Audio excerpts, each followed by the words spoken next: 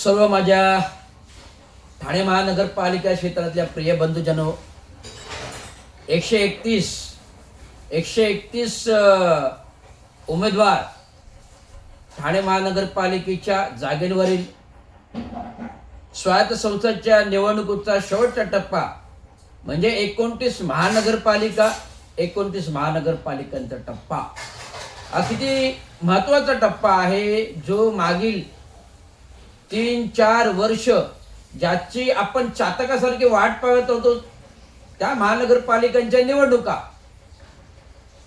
महाराष्ट्रातील 29 महानगरपालिकेच्या निवडणुका आज शेवटच्या टप्प्यामध्ये आहेत आणि प्रस्थापित पक्ष या युत्यांसाठी एकमेकाशी झगडत आहेत. तर युत्यांसाठी काय झगडत आहेत, तर त्यांना स्वतःच्या पक्षावर विश्वास नाही, आत्मविश्वास नाही आहे.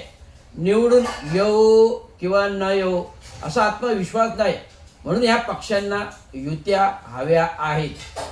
मग सत्तेचं गणित येतं, जेव्हा सत्तेचं राजकारण येतं, जेव्हा खुर्चीचा प्रश्न येतो, तेव्हा अचानक युत्या तुटतात, युत्या लांब होतात. जेव्हा स्वार्थाचा प्रश्न येतो, निवडणुका झाल्या, निवडून आल्यानंतर जेव्हा सत्तेच्या खुर्चीचा विषय होतो, तेव्हा युत्या आपोआप तुटतात, कारण त्यात स्वार्थीपणा भरलेला असतो. आणि निवडणुका पूर्व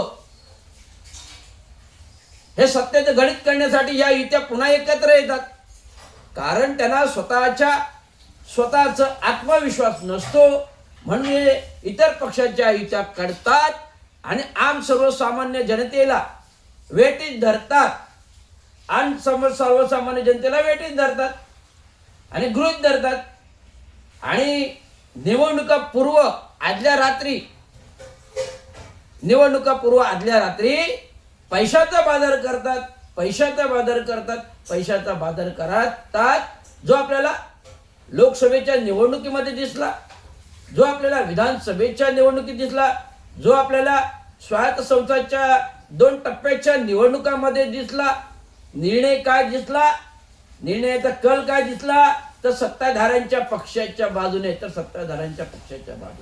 म्हणजे आपण आम आदमीचं मत द्या अगर नका देऊ, आम आदमी तुम्ही आपली मतं द्या अगर नका देऊ, तो कल आपोआप ईव्हीएम द्वारे चेंज होतो.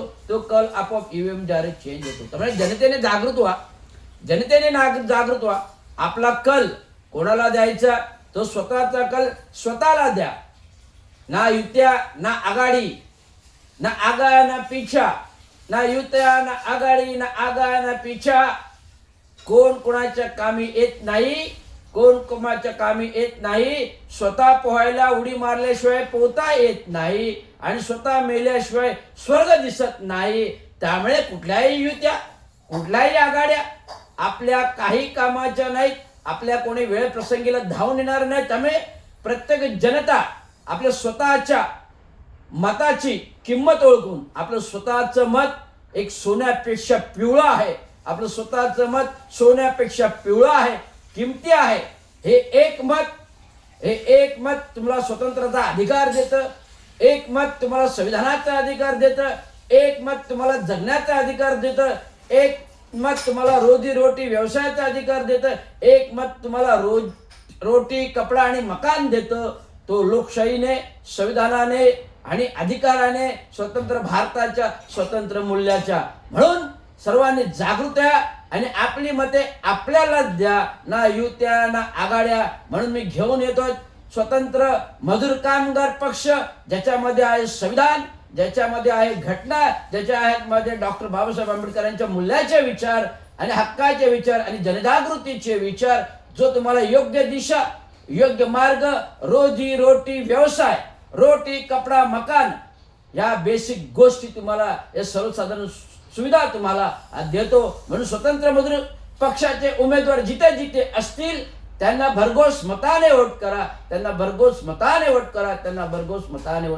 एवढं सांगा. धन्यवाद. जय हिंद, जय महाराष्ट्र, जय हिंद, जय भारत.